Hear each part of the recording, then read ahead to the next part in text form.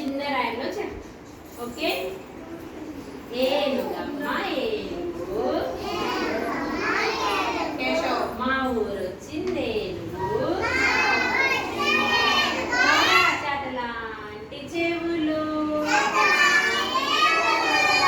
వైశూన కళ్ళు పొడవైన తొండం తెల్లటి దండం వచ్చిందమ్మా వచ్చింది ఏనుగు సవారి వచ్చింది పోదామా అందరము అర్జున్